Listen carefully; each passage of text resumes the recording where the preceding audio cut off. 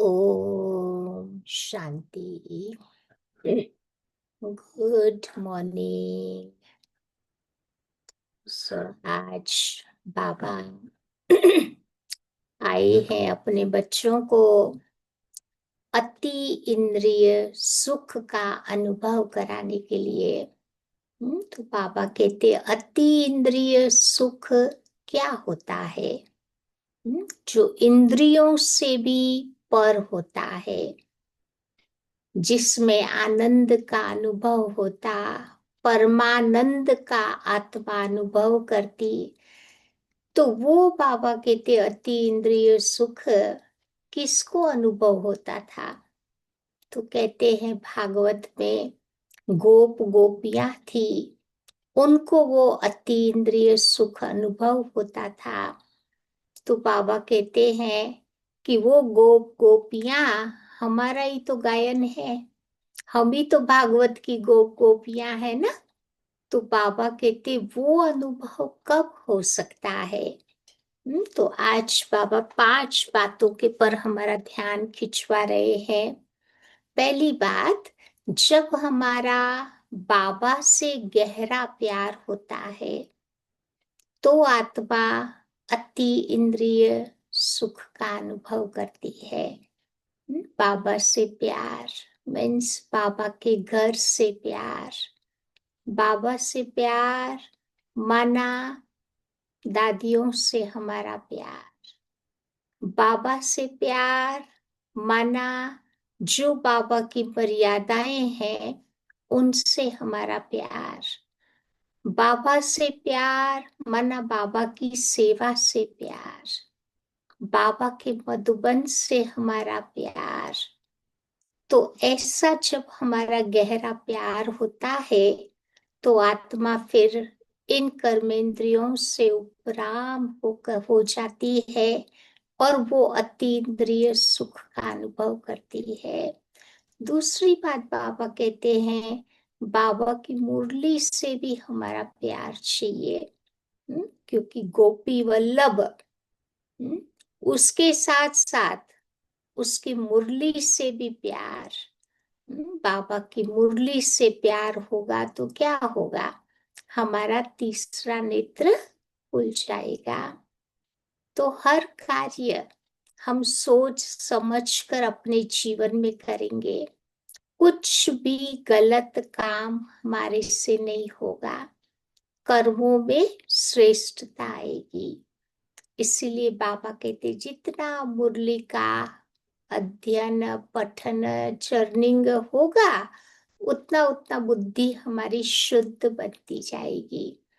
और शुद्ध बुद्धि हर बात का डिसीजन बड़ा क्विक, करेक्ट और एक्यूरेट ले लेगी, जिसमें हमारे समय शक्तियों का बचाव हो जाएगा। तीसरी बात बाबा कह रहे हैं कि बाबा अतीन्द्रिय सुख का अनुभव करने के लिए बाबा की सेवा से भी हमारा प्यार चाहिए।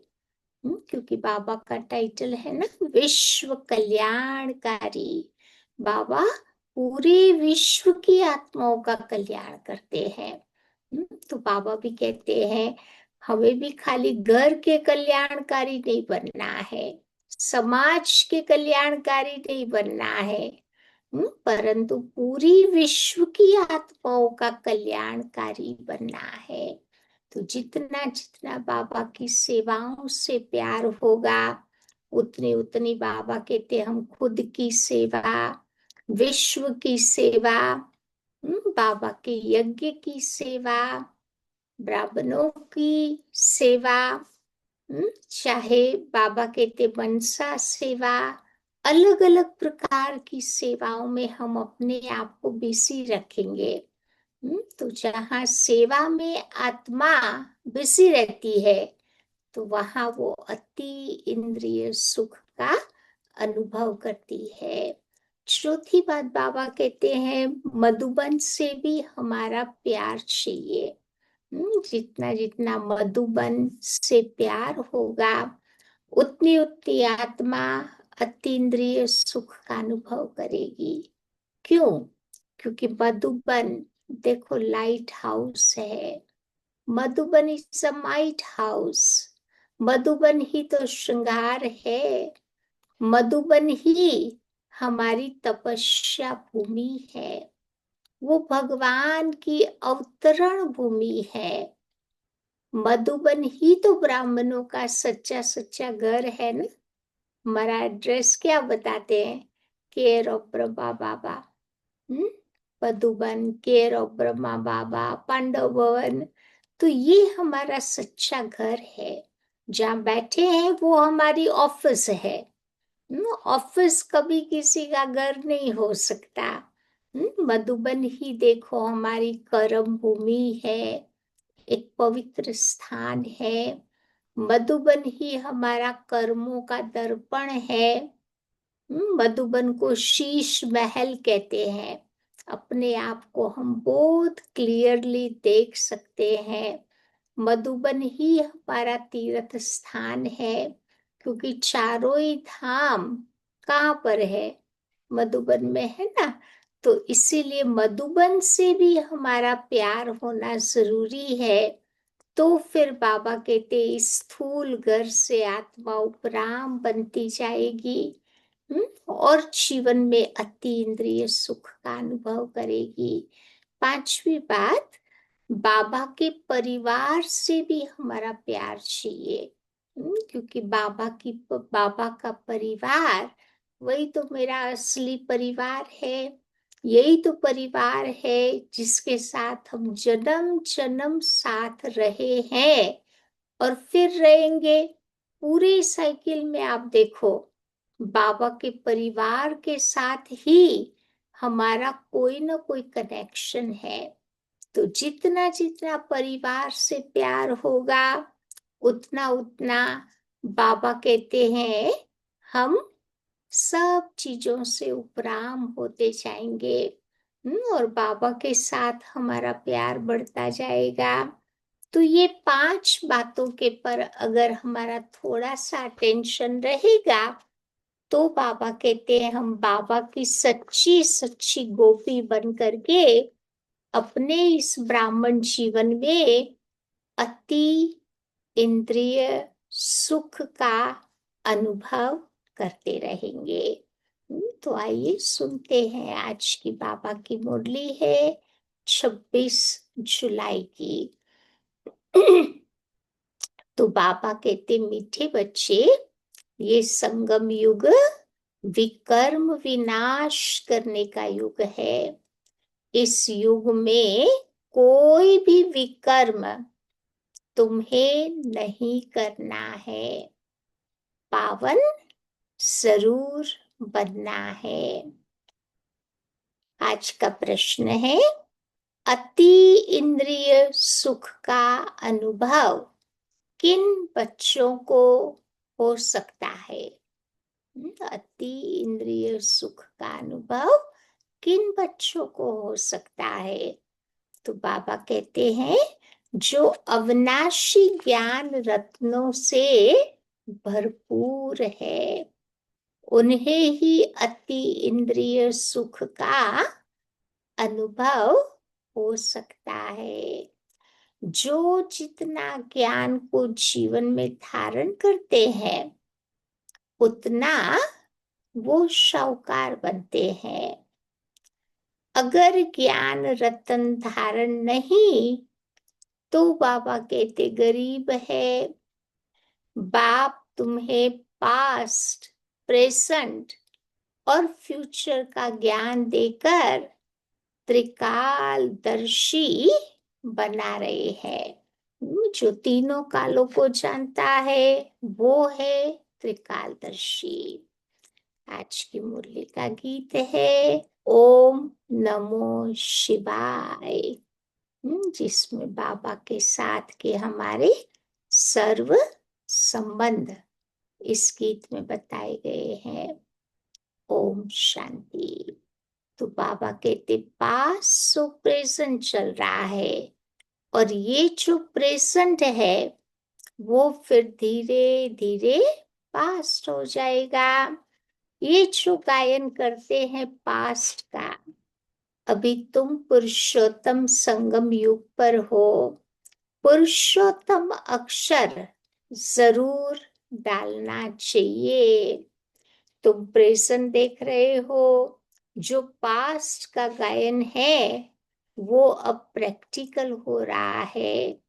इसमें कोई संशय नहीं लाना चाहिए। बच्चे जानते हैं कि संगम युग भी है, कलयुग का अंत भी है। तो बरोबर संगम युग 5000 वर्ष पहले पास्ट हो गया, अब फिर प्रेजेंट है। लास्ट साइकिल में भी संगम पास्ट हो गया, अभी फिर प्रेजेंट है। तो अब बाबा आए हैं, फ्यूचर भी वही होगा जो पास्ट हो गया। तो बाबा राजयोग सिखला रहे हैं, फिर सतयुग में तुम बच्चे राज्य करेंगे। अभी तो है संगम युग। तो ये बात तुम बच्चों के सिवाय कोई भी नहीं जानता। तुम प्रैक्टिकल में राजयोग सीख रहे हो। ये राजयोग है अति सहज। जो भी छोटे अथवा बड़े बच्चे हैं, सबको एक मुख्य बात जरूर समझानी है। कौन सी मुख्य बात जरूर समझानी है, जो बाबा रोज रोज हमें मुरलियों में याद दिलाते हैं, वो है अपने को आत्मा समझ बाबा को याद करना है। तो बाबा कहते हैं कि देखो, माया बच्चों से विकर्म करा देती है, तो समझते हैं चमाट लग गई, हमसे ये कड़ी भूल हो गई। जबकि बाबा को बुलाते हैं कि हे पतित पावन बाबा आओ, तो अब बाबा आया है पावन बनाने। तो बच्चों को पावन तो बनना चाहिए ना, ईश्वर का बनकर फिर पतित नहीं बनना चाहिए। सतयुग में सब पवित्र थे, ये भारत ही पावन था। तभी तो गाते हैं ना, वाइसलेस वर्ल्ड और विशियस वर्ल्ड। निर्विकारी दुनिया और विकारी दुनिया। तो वो है संपूर्ण निर्विकारी। हम विकारी है क्योंकि हम विकार में जाते। विकार का नाम ही तो है विशियस। पतित को बुलाते हैं, पतित ही बुलाते हैं कि आकर पावन बनाओ। अब क्रोधी नहीं बुलाते। तो बाबा भी फिर ड्रामा अनुसार आ जाते हैं। जरा भी फर्क नहीं पड़ सकता, यानी बाबा एक्यूरेट टाइम पर आ जाते हैं, थोड़ा भी आगे पीछे नहीं होता। तो जो पास्ट हुआ सो प्रेजेंट हो रहा है। तो पास्ट, प्रेजेंट और फ्यूचर को जानना, उसको कहा जाता है, कौन सा ब्यूटीफुल टाइटल बाबा ने दिया ना, उनको त्रिकालदर्शी कहा जाता। तो ये बातें बच्चों को याद रखनी पड़े। ये बड़ी मेहनत की बातें हैं। बच्चे भी घड़ी घड़ी भूल जाते हैं। नहीं तो तुम बच्चों को कितना अति इंद्रिय सुख में रहना चाहिए।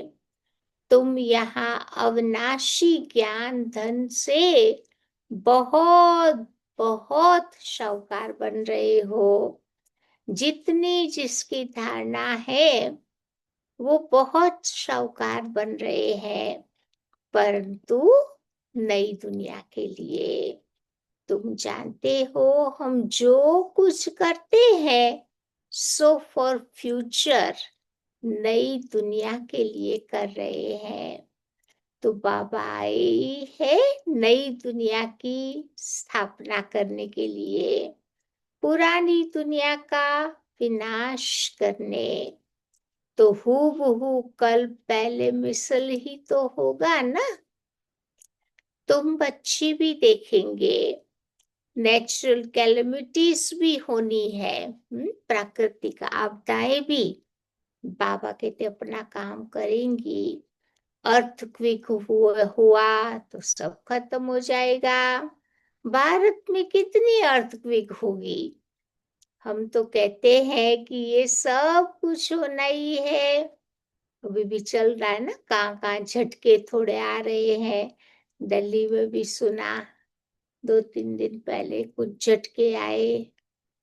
तो बाबा कहते हैं कि सोने की द्वारिका जो नीचे चली गई, बच्चों को ये भी अच्छी रीति बुद्धि में बिठाना चाहिए कि हमने ही 5,000 वर्ष पहले ये नॉलेज ली थी।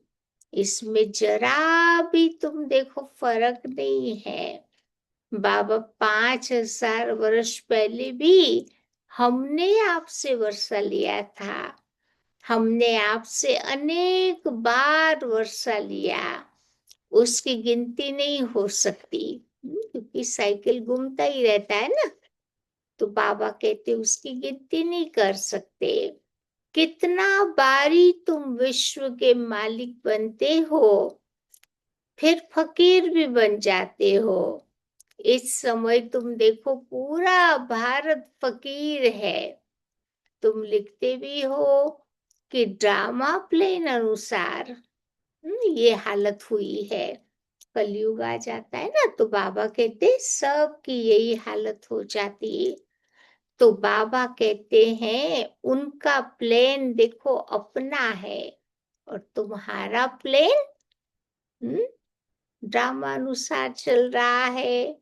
अब हम फिर से स्थापना कर रहे हैं 5,000 वर्ष पहले माफिक। तो कल पहले जो कर्तव्य किया था, सो अभी भी श्रीमत द्वारा बाबा करवाते हैं। तो श्रीमत द्वारा ही शक्ति लेते हैं ना, शिव शक्ति का नाम भी है। तो तुम शिव शक्तियां देवियां हो, जिनका मंदिर में भी पूजन होता।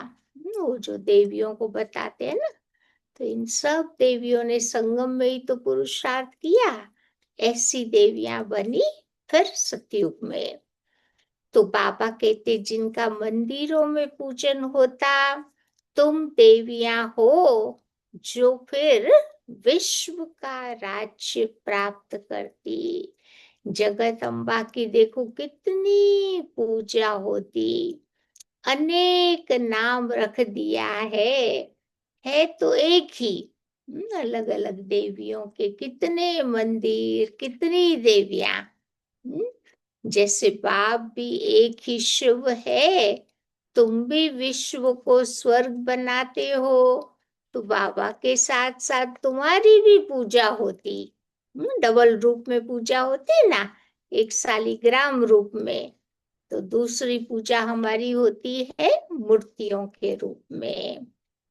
तो बाबा कहते हैं अनेक देवियां है। लक्ष्मी की देखो कितनी पूजा करते, दीपमाला के दिन महालक्ष्मी की पूजा करते।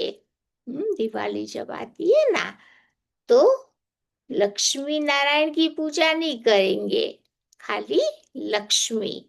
वो 4 हाथ दिखाते हैं ना लक्ष्मी को, महालक्ष्मी को, तो वो बाबा कहते लक्ष्मी नारायण का कंबाइंड रूप है। तो वो हुई हेड, महाराजा महारानी मिला करके उसको फिर महालक्ष्मी कहते थे। तो उसमें दोनों आ जाते। हम भी महालक्ष्मी की पूजा करते थे। धन वृद्धि को पाया तो समझेंगे महालक्ष्मी की कृपा हो गई। बस हर वर्ष तुम देखो उसका पूजन करते रहते हैं। अच्छा, उनसे धन मांगते हैं, देवी से और क्या मांगेंगे? तुम संगम युगी देवियां स्वर्ग का वरदान देने वाली हो, परंतु मनुष्यों को ये पता नहीं है कि देवियों से स्वर्ग की सब कामनाएं पूरी होती। तुम देवियां हो ना, मनुष्य को ज्ञान दान करती हो, जिस ज्ञान से उनकी सब कामनाओं को पूर्ण कर देती हो। बीमारी आदि होगी तो देवियों को कहेंगे कि ठीक करो, रक्षा करो।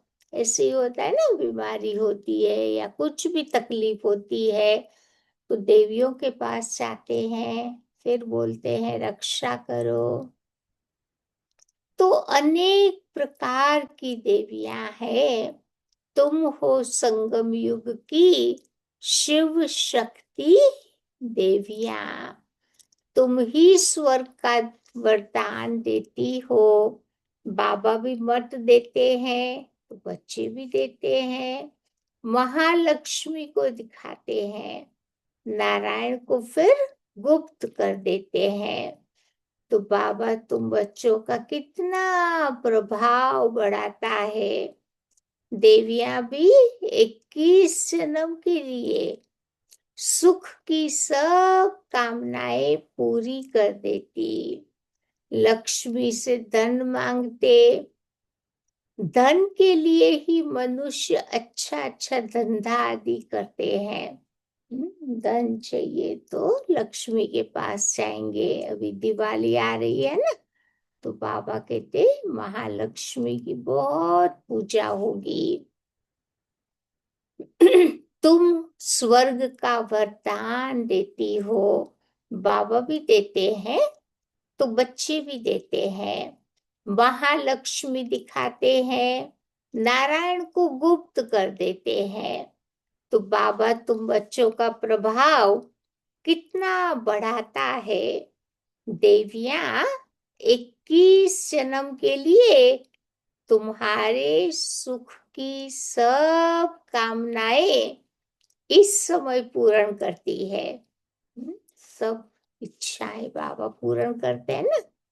धन के लिए मनुष्य अच्छा धंधा आदि करते, तुमको तो बाबा आकर सारे विश्व का मालिक बना देते, अथाह धन देते हैं।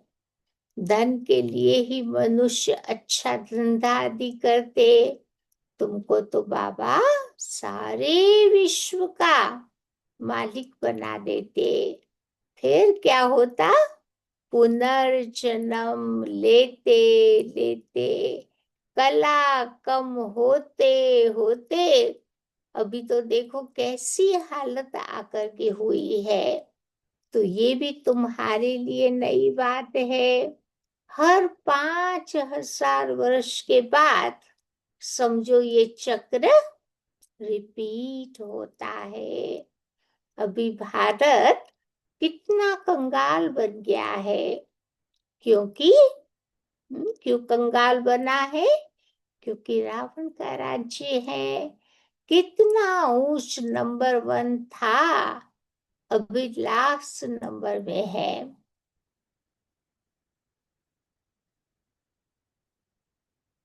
फिर बाबा कहते हैं कि धीरज से अगर विचार सागर मंथन करे तो सब बातें आप ही बुद्धि में आ जाएगी। कितनी मीठी मीठी बातें बाबा बैठ बच्चों को समझाते हैं। अभी तो तुम सारे सृष्टि चक्र को जान गए हो। पढ़ाई सिर्फ स्कूल में नहीं पढ़ी जाती, टीचर लेसन देते हैं घर में पढ़ने के लिए, जिसको कहा जाता है कुछ बातें बाबा यहाँ पढ़ाते हैं, कुछ बाबा अपने बच्चों को होमवर्क भी देता है। फिर कहते ना घर जाकर के ये पढ़ाई तुम पढ़ो, तो कुछ पढ़ाई घर में पढ़ते। तो दिन में बल धंधा आदि भी करो, शरीर निर्वाह के लिए तो करना ही है।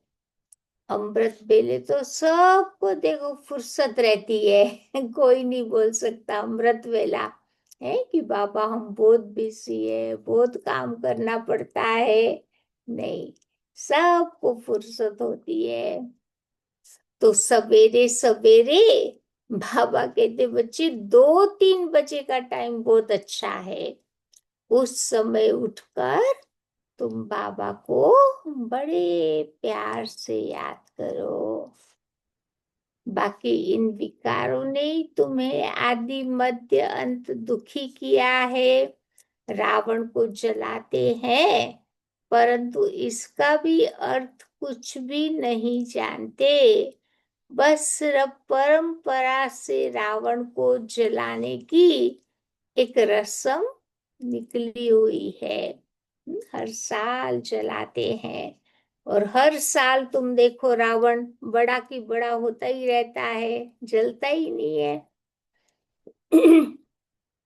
तो बाबा कहते हैं कि तुम बच्चे अभी जानते हो कि रावण को जलाना बंद कब होगा। कब बंद होगा? हर साल दशहरा पर जलता है ना, बंद कब होगा? तुम बच्चे अभी सच्ची सच्ची सत्यनारायण की कथा सुनते हो। तुम जानते हो कि हमको अभी बाप से वर्षा मिलता। बाप को न जानने के कारण ही आज की दुनिया में सब निधन के बन पड़े हैं। जिनका कोई धनी दौड़ी नहीं, वो निधन के ऑर्फन बन पड़े हैं। तो बाबा जो भारत को स्वर्ग बनाते हैं उनको ही नहीं जानते। तो ये सब बातें समझो इस ड्रामा में नूंद है। सीढ़ी उतरते उतरते तमो प्रधान बने, तब तो फिर बाबा आए और अभी बाबा आकर तुम पूरे भारत को स्वर्ग बनाते। तो ये सब बातें ड्रामा में नूंद है। सीढ़ी उतरते उतरते तमो प्रधान बने, तब तो फिर बाबा आए ना। परंतु अपने को इस दुनिया में तमो प्रधान कोई नहीं समझता। कोई को बोलो तुम कलयुगी हो तो भी कलयुगी भी नहीं समझता, कोई तमो प्रधान भी नहीं समझता, पतित भी नहीं समझता। भगवान के आगे जा जा करके बोल के आ जाते हैं, लेकिन उनको बोलो तो कोई ऐसा अपने आप को नहीं समझता। तो बाबा कहते हैं इस समय सारा झाड़ जर्जरी भूत अवस्था को पाया है, एक भी सतो प्रदान नहीं। सतो प्रदान होते ही है शांति धाम और सुख धाम में। अभी तो सब बन गए हैं, कलयुग में क्या बन गए हैं? तमो प्रधान। तो बाबा ही आकर के तुम बच्चों को अज्ञान की नींद से जगाते हैं। तुम फिर औरों को जगाते हो। जैसे मनुष्य मरते हैं तो उनके पिछाड़ी दिया जलाया जाता है। उनका का नियम होता है ना, कोई कोई घरों में 13 दिन तक दिया जलता है, वैसे लोग दिया जलाते हैं। तो बाबा आकर के तुम बच्चों को अभी अज्ञान नींद से उठाकर ज्ञान देकर के जगाते हैं। तो बाबा तो कहते हैं जगते रहते हैं, लेकिन मनुष्य मरते हैं तो उनका दीवा जरूर जगाते हैं ताकि रोशनी में आ जावे। अब ये तो है घोर अंधियारा, आत्माएं वापस अपने घर जा न सके। बल दिल भी होती है, दुख से छूट रहे हैं, परंतु एक भी तुम देखो दुख से नहीं छूट सकते। क्योंकि दिन प्रतिदिन दुख बढ़ता जा रहा है ना। आजकल तो देख रहे हैं ना कहाँ कहाँ क्या क्या हो रहा है, सिचुएशन सब अनसर्टेनिटी बढ़ा रहा है। तो जिन बच्चों को पुरुषोत्तम संगम युग की स्मृति रहती है, वो तो ज्ञान रत्नों का दान करने बिना रह नहीं सकते। जैसे मनुष्य पुरुषोत्तम मास में बहुत दान पुण्य करते, ऐसे इस पुरुषोत्तम संगम युग में तुम्हें ज्ञान रत्नों का दान करना है। ये भी मनुष्य नहीं समझते कि यहाँ स्वयं परमपिता परमात्मा आकर के पढ़ा रहे हैं। श्री कृष्ण की तो कोई बात ही नहीं। श्री कृष्ण तो सतयुग का पहला प्रिंस है, फिर तो वो पुनर्जन्म लेते आए हैं। एक बार सतयुग में आएगा, फिर बाबा कहते उसकी आत्मा पुनर्जन्म लेती जाएगी। तो बाबा ने पास्ट प्रेजेंट फ्यूचर का भी राज बच्चों को समझाया है। तुम बच्चे त्रिकालदर्शी बनते हो और कोई तुम्हें त्रिकालदर्शी नहीं बना सकता, क्योंकि बाबा ही है ना ड्रामा का कंट्रोलर। तो वही पूरे ड्रामा को जान सकता है और वही आकर के पूरे ड्रामा की बात अच्छी तरह समझा सकता है। जो ड्रामा में साइकिल में चक्कर लगा रहे हैं, वो पूरी बात नहीं समझा सकते। तो बाबा कहते इस समय तुम बच्चे त्रिकालदर्शी बने हो, और तो कोई त्रिकालदर्शी बना न सके। तो बाबा ने ही पास्ट प्रेजेंट और फ्यूचर का राज तुम बच्चों को समझाया है। तुम बच्चे इस समय त्रिकालदर्शी बनते हो और कोई किसी को त्रिकालदर्शी बना नहीं सकता सिवाय एक बाबा के। सृष्टि के आदि मध्य अंत का ज्ञान भी बाबा को ही है। उनको ही कहा जाता है ज्ञान का सागर। अब वही तो रचयिता है ना, हेवनली गॉड फादर। देखो ये अक्षर कितना क्लियर लिखा है, अर्थात हेवन की स्थापना करने वाला।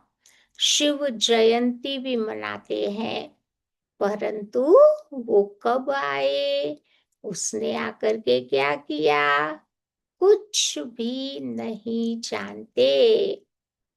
जयंती का अर्थ भी किसी को पता नहीं, तो मना कर क्या करेंगे। ड्रामा में ये सब नूंदा हुआ है। अभी तुम बच्चों को स्मृति आई है। कौन सी स्मृति आई है कि ये 84 का चक्कर कैसे फिरता है। भक्ति मार्ग में क्या है, उनसे तो कुछ भी मिलता नहीं।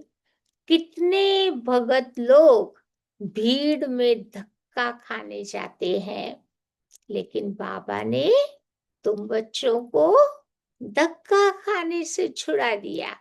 भक्ति में पता है ना, एक मंदिर से दूसरे मंदिर में, दूसरे से तीसरे मंदिर में, यहाँ कोई साधु आया तो सत्संग करने भागे, उधर भागे, किधर किधर भागते थे।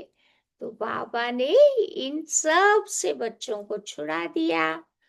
अभी तुम जानते हो हम श्रीमत पर फिर से भारत को श्रेष्ठ बना रहे हैं। श्रीमत से ही श्रेष्ठ बनते हैं ना, और श्रीमत तुम्हें एक संगम पर ही मिलती। तुम बच्ची यथार्थ रीति से जानते हो कि हम कौन थे, फिर कैसे ये बने। अभी फिर पुरुषार्थ कर रहे हो, तो पुरुषार्थ करते करते बच्चे अगर फेल हो जाते, तो बाबा को तुम्हें समाचार देना पड़े, तो बाबा सावधानी देंगे फिर से खड़ा होने की।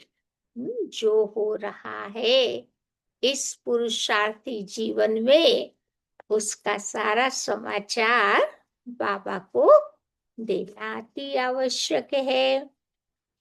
कभी भी फेलियर होकर के नहीं बैठ जाना है।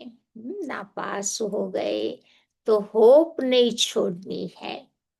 आगे बढ़ते रहना है। फिर खड़े हो जाओ, दवाई कर लो, सर्जन तो तुम्हारे साथ बैठा हुआ है। बाबा समझाते हैं 5 मंजिल से गिरने और 2 मार की मंजिल से गिरने का फर्क तो होता है ना। कोई कोई पांचों ही विकारों के वशीभूत हो जाता, तो कोई कोई बाबा कहते 1-2 विकार के वशीभूत हो जाते, तो दोनों की अफेक्ट अलग अलग होती। तो पतित पावन बाबा ही आकर के तुम्हें पावन बनाते, तो जरूर कब बनाएगा। पूरे ड्रामा में आप देखो बाबा कब बनाता है पावन, तो संगम पर ही तो बाबा बनाएगा ना। फिर बाबा कहते तुम बच्चे जानते हो कि बाबा अभी कलम लगा रहा है। अच्छा मुरली नहीं मिलती तो बाबा को तुम याद करो। ये बुद्धि में पक्का पक्का निश्चय करो कि शिव बाबा ब्रह्मा तन से हमें कहते हैं, क्या कहते हैं, कि तुम मुझे याद करो तो विष्णु के घराने में चले जाएंगे। तो सारा दिन बाबा कहते सारा मदार पूरा पुरुषार्थ पर है। कल्प कल्प जो पुरुषार्थ किया वही पुरुषार्थ तुम्हारा चलता रहेगा। आधा कल्प देह अभिमानी बने हो, अब देह अभिमानी बनने का पुरुषार्थ करो। इसी में ही तो मेहनत है। पढ़ाई तो बड़ी सहज है, मुख्य बात है पावन बनने की। बाप को भूलना ये तो बहुत बड़ी भूल हो गई। देह अभिमान में आने से ही फिर पापा को भूल जाते हैं। शरीर नरवा अर्थ धंधा आदि 8 घंटा बल करो, बाकी 8 घंटा तुम बच्चे बाबा की याद में रहने का पुरुषार्थ करो। वो अवस्था जल्दी नहीं होगी। अंत में जब ये अवस्था तुम्हारी पक्की हो जाएगी तब जाकर के बाबा कहते विनाश होगा।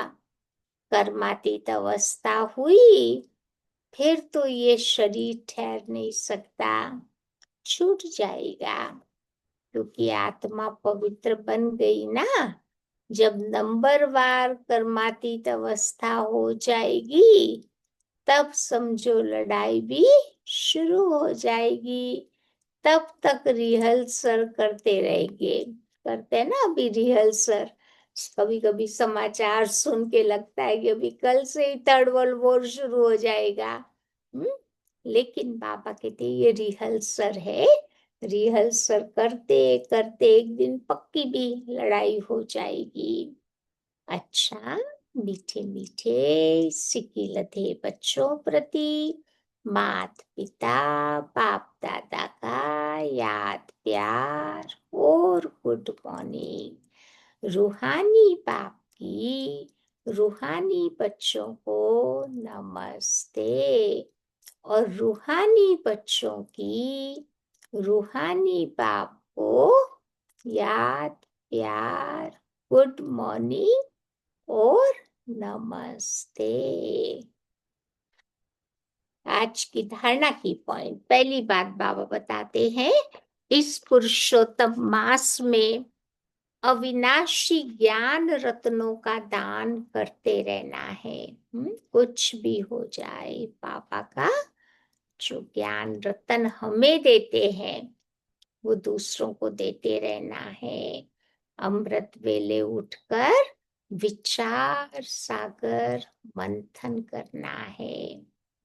श्रीमत पर शरीर निर्वाह करते हुए बाप ने जो होमवर्क दिया है वो जरूर करना है। पढ़ाइयाँ करनी है, होमवर्क बाबा कहते घर जाकर करना है। दूसरी बात, पुरुषार्थ में कभी रुकावट आए तो क्या करो, बाबा को समाचार देकर श्रीमत ले लेनी है। सर्जन को सब कुछ सुनाना है और अपने विकर्म विनाश करने के समय कोई भी नए विकर्म नहीं करने हैं। नहीं तो ऑलरेडी जो बोझा है ना वो बढ़ता जाएगा, खत्म नहीं होगा। तो नया नहीं बढ़ाना है और पुराना जो है उसको खत्म करते जाना है।